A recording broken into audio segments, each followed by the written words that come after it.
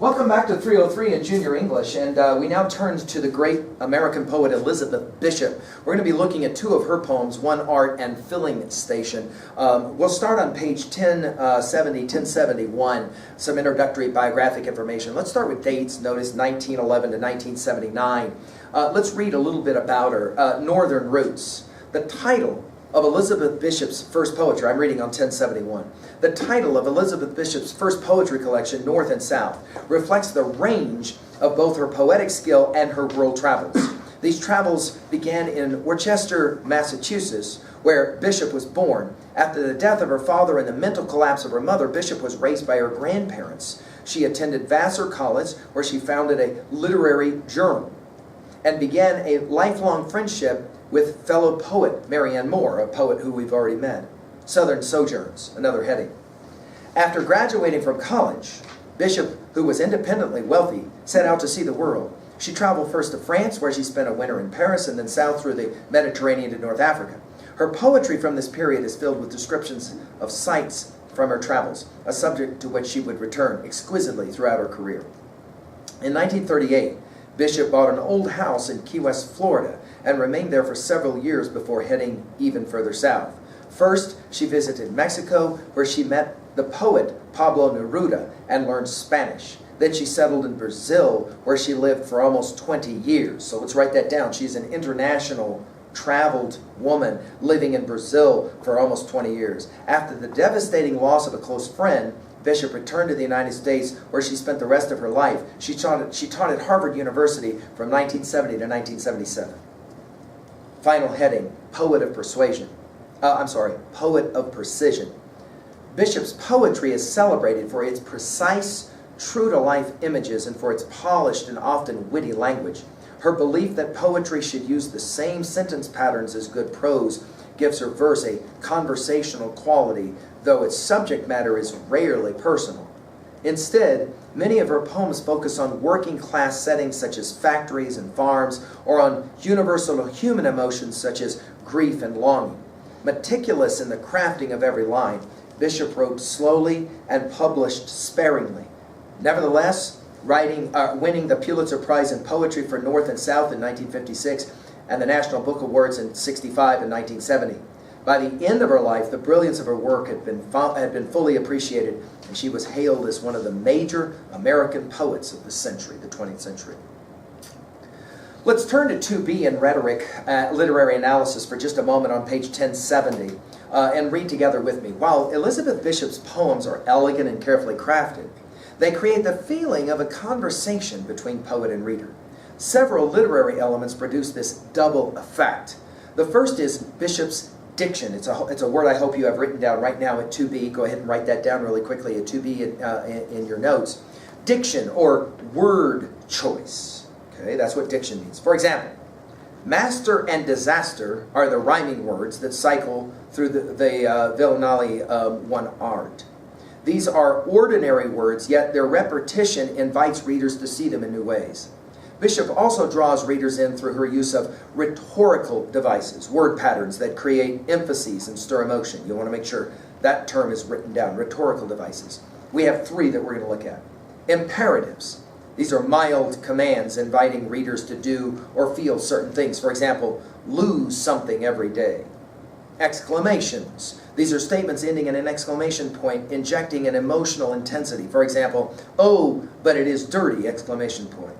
Questions. Questions cast the reader in the role of the speaker's confidant. For example, why, or why the dolly? As you read, use a chart like the one shown to note Bishop's use of rhetorical devices and the ways in which they involve the reader in the poems. The reading strategy here is to suggest many poems, both of the ones we'll study, One Art and Filling Station, are written in sentences and use the same punctuation marks that you find in prose. To clarify the meaning of a poem, read according to punctuation. As you read these poems, do not pause at line breaks. This is huge if you're going to understand often poetry. Instead, pause when you encounter a comma, a colon, semicolon, a dash, or an end mark. By the way, you do have 4 vocabulary words that you will see on the exam at the bottom of 1070. All right, let's go ahead now and turn to page 1073. Now, there's a number of ways to read this poem and to appreciate what Elizabeth Bishop is pulling off. One way to do it is to pay attention to poetic structure. So I want to pause for a moment at the bottom of 1073, and I want you to pay attention now to literature and context. Read it with me. The villanelle. One art is a villanelle. I hope you write that term down at 2B. What is a villanelle? It's a highly structured poem consisting of 19 lines. You want to write that down. 19 lines. So if a sonnet is a 14-line offering, a villanelle is 19 lines, with 2 repeating end rhymes and 2 refrains. These elements are arranged in a set way, as you will see in one art. Okay? You're going to notice that the refrains, the first line of the first stanza, and the word disaster from the third line of the first stanza are repeated alternatively as the last lines of stanzas 2 through 5, and then repeated together at the end of stanza 6. Notice too, every first and third line ends with the aster sound, or its near rhyme, uster, and that every second line ends with the ENT sound. When the villanelle first appeared in 16th century France, it had a looser structure and focused on pastoral themes. Contemporary poets have used the villanelle to treat a broader range of themes, but within a tighter structure. The modern villanelle allows for slight changes in the refrains, which often signal an evolution in the speaker's thoughts. You might put down at 3A really quickly Dylan Thomas's poem. I've given a lecture on LearnStrong.net on this. You'll study it in your senior year. Do not go gentle into that good night. Rage against the dying of the light. You'll see in that poem a similar kind of project going on. All right, let's just pay attention now to the poem itself, and we'll come back to 2B. Here we go. This is called One Art. One Art. All right? So let's just read the poem now, and we'll try and figure out at level 1 what exactly is going on. Summarize it. One Art by Elizabeth Bishop. The art of losing isn't hard to master. So many things seem filled with the intent to be lost that their loss is no disaster. Lose something every day. Accept the fluster of lost door keys, the hour badly spent. The art of losing isn't hard to master. Then, practice losing farther, losing faster, places and names, and where it was you meant to travel. None of these will bring disaster. I lost my mother's watch. And look, my last or next to last of 3 loved houses went. The art of losing isn't hard to master. I lost 2 cities, lovely ones, and vaster, some realms I owned, 2 rivers, a continent. I missed them, but it wasn't a disaster. Even losing you, a joking voice, a gesture I love, I shan't have lied. It's evident the art of losing's not too hard to master, though it may look like, write it, like disaster. All right, let's pause for a moment and notice that, let's begin by asking the tone or the mood of this poem. Jot down what for you at 2B. What kind of tone is this poem?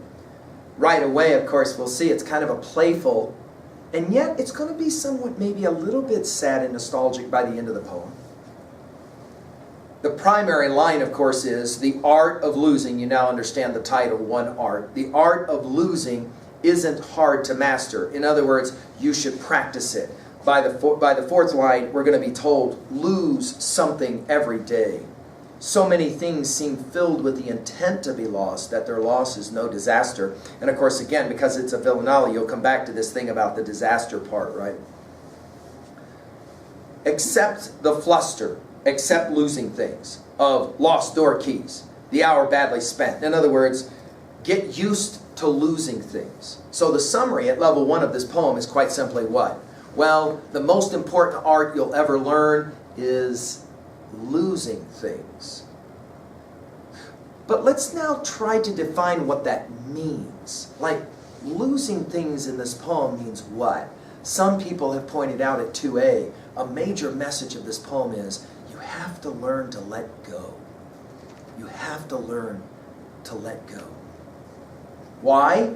Because you can't hold on to things. Let's go through the poem and look at all the things she's lost. Obviously, right, She's lost, keys, door keys, right? She's lost time, the hour badly spent, wasted time. Places, names, in other words, forget, right? Where it was you meant to travel, all the great ideas. Elizabeth Bishop was a great traveler herself. The great list of all the places you wanted to visit. At line 10, she says, I lost my mother's watch, something precious and heirloom. She says, and look, my last, or next to last. By the way, what do you think the and look means? I lost my mother's watch. And look, do you have a sense what that is? Again, this is that conversational tone that she can reach. In other words, it's like this. I lost my mother's watch, but look. And she's what? Pointing at a different watch. In other words, things replace things. It's not that big of a deal. She says, my last, or next to last, of 3 loved houses went. In other words, she says, I've lived in a bunch of houses. Some of them I really loved. And guess what? Now I don't live in them anymore. Lost. Gone. I lost, this is an interesting one. I lost 2 cities. Lovely ones. Of course, if you've read her biography, you know that Elizabeth Bishop traveled and lived in a lot of cities. And so, obviously, there's places that she used to live in that she doesn't. And vaster, some realms I own, 2 rivers, a continent. Obviously, she says, I miss them. She spent 20 years in Brazil, so we understand what's going on here, right? Even losing you. Notice how this line begins with the dash. Jot down at 2b. Why do you think she uses the dash right there? Notice it's like in a conversation, right, she's having. Where she says, hey, you got to learn how to let go. You got to learn how to lose stuff. Look, come on, I lost keys. I lost my watch, my mom's watch. I had to get another watch. I lost these cities I used to live in. I lost a lot. And then all of a sudden she pauses. She goes, even, now read it, losing you. Parentheses, the joking voice, a gesture I love. And all of a sudden you realize, oh, she's been talking about losing all of these things so she can get to the thing that matters most that she's lost. Of course, what's ironic about losing you and saying it out loud? You assume that the you that she's lost is sitting right there with her. Of course, you realize that what she's really doing is, of course, having a conversation with who? Herself, right? Write it at the very last line. You can get over it. You can get through it. Okay, that's level 1. Let's ask level 2a really quickly. What's going on here in this poem? Well, there's several major messages and themes, right? The genius of this poem is that she starts out by saying, you have to learn one thing in your life. And that is how to let go. How to lose things. Because life, to quote now a 3A observation, Linda Lohman says it, of course, in the Death of a Salesman, a play that we will study together at the very end of our junior year. Life is a casting off, dear, she says to Willie Lohman. That's the way life is. Life is about losing. Very interesting. Major theme, major message of this poem is, life is defined by what you let go of, not what you hold on to. Second major message. Sometimes losing is exceptionally painful. It can be hard, especially when you lose those who matter most to you.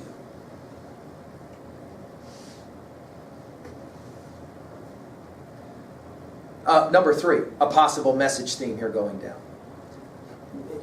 You got to come to terms with the fact that with everything you lose, something replaces it.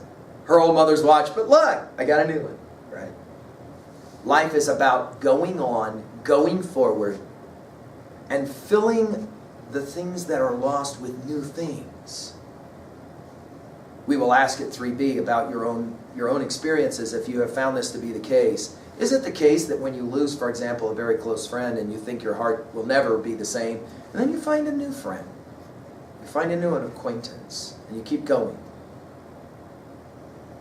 We've already pointed out at 2b the poetic structure of the villanelle. It's a fascinating, by the way, if you love poetics at all and you want to try it, I challenge you to try and write one of these. By the way, you can Google this online and you can see lots and lots of examples of these, and then you can try and write your own. I really do challenge you to try it, especially if you're interested, for example, in competitions like our Young Authors Competition in poetry. One of the best ways I know to win that competition is to try and do something in terms of poetic structure. Why? Because it's really hard to play this game, as you will find if you try it.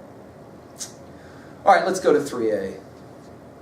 We got a number of ways we can think about this one. Again, we're always working at level 3, relating to the texts and to ourselves. So here we go with 3A. How do you relate to this idea to other texts? What is for you your poem, your favorite song about losing, about letting go? Do you have a poem that you've read or a novel that you've read that basically has as one of its major themes, you got to learn to let stuff go? We think, of course, of any number of great poets in the American tradition that have played this game. One, obviously, is Walt Whitman. We've mentioned already that Song of Myself, Passage 6, when he talks about death as being something other than what you suppose, and better, he says. Of course, the greatest losses are the ones when they're not a watch, are they? They're a person, huh? Coming to terms with loss is foundational to classic texts. We think of the Odyssey, the Iliad and the Odyssey. Foundational to the conflicts there of both of those classic titles is the idea of you lose things to gain things. It's inevitable. We can think as well of the whole notion of the loss of innocence through experience. William Blake, we might jot down at 3A, a British poet, a Romantic poet, we'll study in our senior year. He plays the same game often with us in this idea. Finally, let's jump to 3B. All right, here it comes. Is she lying? And she knows it, the speaker of the poem. Because in the very first line she says, losing isn't that hard. It's not that hard to master. I mean, really? You do it all your life. You're losing stuff all your life. Is it the case that she maybe is saying to herself, you can do this, because she lost maybe somebody that she really loves, who has a joking voice and a gesture that she loves, or the speaker he loves? What about you? What's the worst thing you ever lost? Wow, there's an interesting 3B question. Of all the things you've lost in your life, let me break it up twice in 2 ways. One, what's the worst thing physically you ever lost? You had it, you lost it, and you're like, oh man, what is it for you?